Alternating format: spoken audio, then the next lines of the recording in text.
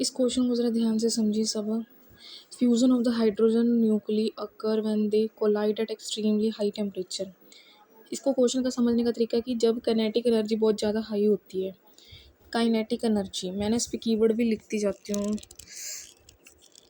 कौन कौन से हैं, एक मिनट। काइनेटिक एनर्जी सबसे पहला कीवर्ड बहुत हाई होती है, that is high enough to overcome the electrostatic Coulomb. Overcome करने के लिए बहुत होती है, ओवरकम द इलेक्ट्रोस्टैटिक COULOMB, ठीक है। बैरियर सेपरेटिंग, जो एक इलेक्ट्रोस्टैटिक कोलम्ब है, बैरियर है, उसको अलग अलग करने के लिए काफ़ी है। देखिए 12th क्लास का क्वेश्चन है, फिजिक्स NCERT में से लिया, 23rd और 24 का एडिशन है। चैप्टर का नाम आपको पता होना चाहिए, ये नहीं आएगा, कॉन्सेप्ट समझ ले। कहते हैं जब एटम्स होते हैं पॉजिटिवली चार्ज होते हैं न्यूक्लियस से, and when hydrogen nuclei approach करते हैं एक दूसरे को। देखिए इसके अंदर कहते हैं दो लिखा, एटम्स के बारे में बात की जा रही है। एटम्स पॉजिटिवली चार्ज हैं, जो कि उसका नाम क्या है, न्यूक्ली, और हाइड्रोजन न्यूक्ली, एक आइटम पॉजिटिवली चार्ज है, दूसरा न्यूक्ली हाइड्रोजन वाला। उसके अंदर प्रोटॉन्स न्यूट्रॉन्स अप्रोच करके जब वो किसी इलेक्ट्रोस्टैटिक रिपल्शन की तरफ जाते हैं तो उसको बोलते हैं कोलम बैरियर। देखिए क्या होता है, मैं आपको बताती हूँ, जस्ट वेट। बेसिकली सबसे पहले हमें पता होना चाहिए एटम्स जो होते हैं वो पॉजिटिवली चार्ज कर रहे हैं, लाइक न्यूक्ली से, ठीक है। और उसके साथ ही हाइड्रोजन जो न्यूक्ली होता है, हाइड्रोजन न्यूक्ली होता है जिसके अंदर हमारे पास प्रोटॉन्स न्यूट्रॉन्स आपस में क्या करते हैं, पॉजिटिवली एटम्स को, हाइड्रोजन को अप्रोच करते हैं। तो उनको एक क्या एक्सपीरियंस होता है, एक एक्सपीरियंस मिलता है इलेक्ट्रोस्टैटिक रिपल्शन का। ये टर्म्स कुछ बहुत ही ज़्यादा आउट ऑफ द सिलेबस हैं कॉमर्स स्टूडेंट के लिए। रिपल्शन होता है, उसको हम बोलते हैं कोलम्ब बैरियर, ठीक है, बिल्कुल ठीक है।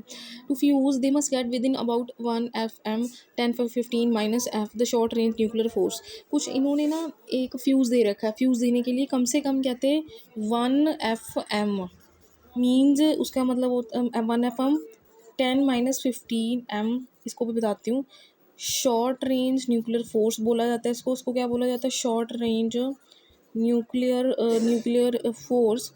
जब ये डोमिनेट करती है और आपस में बाइंड करती है, एक एक फ्यूज़ लेके चल रहे हैं। जब किसी भी कोलम्ब बैरियर को काइनेटिक एनर्जी की बहुत ज़्यादा ज़रूरत होती है अपने आप को ओवरकम करने के लिए, तो वो एक गैस को ट्रांसफर कर लेता है बहुत हाई टेम्परेचर में। हाई टेम्परेचर कितना हो सकता है, केल्विन या बिलियंस में हो सकता है। मतलब इस चीज़ का क्या है कि देखो एटम्स जो जितने भी पॉजिटिवली चार्ज होंगे, लाइक हाइड्रोजन हो गया, न्यूक्ली हो गया, उसके अंदर प्रोटॉन न्यूट्रॉन्स हो गए, आपस में अप्रोच करेंगे, उनको एक इलेक्ट्रोस्टैटिक रिपल्शन होगा जिसको हम कोलम्ब बैरियर बोलते हैं। जिसके अंदर एक फ्यूज़ दे रखा होगा 1 FM 10 - 15 M का होगा, वो सबसे शॉर्ट रेंज न्यूक्लियर फोर्स होगा जो कि आपस में इनको बाइंड करके रखते हैं, जिसके कारण जो कोलम्ब बैरियर होता है उसको काइनेटिक एनर्जी की बहुत ज़्यादा ज़रूरत पड़ती है। तो फिर वो क्या करता है, अपनी गैस को ट्रांसलेट करता है सबसे ज़्यादा हाई टेम्परेचर के अंदर। फिर बाद में जब क्लासिकल हेड ऑन कॉल्शन हो जाता है प्रोटॉन, दो प्रोटॉन्स के बीच में, that Coulomb barrier is 40 keV which correspond to an average thermal energy T is equal to 3 × 10 का K। आप देख सकते हो कि जब क्लासिकल हेड हो जाता है कॉल्शन, क्लासिकल हेड एक कॉलम बैरियर अबाउट इतने के तक पहुंच जाता है, एवरेज थर्मल एनर्जी जो है वो इतनी होती है। सन कोर जो है वो सिर्फ इतना है, और थर्मल की एनर्जी ऊपर इतनी दे रही है और कॉलम बैरियर इतना दे रखा है।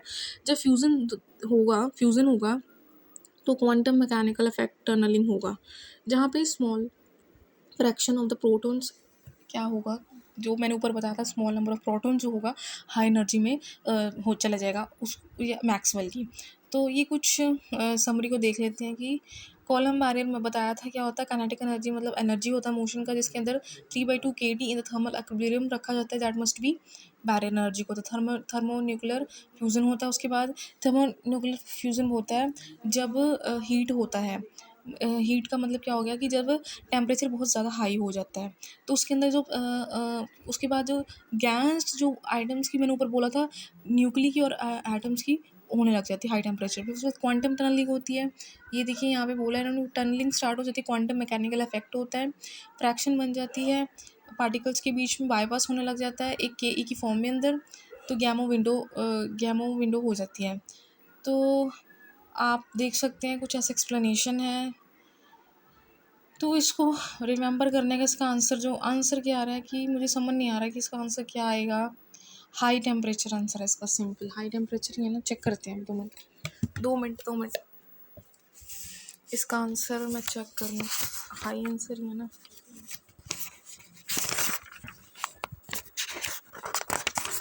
इसका आंसर नंबर, क्वेश्चन नंबर है ना 20 इसका आंसर है ना बिल्कुल भी तरीके से नन ऑफ द आ रहा है।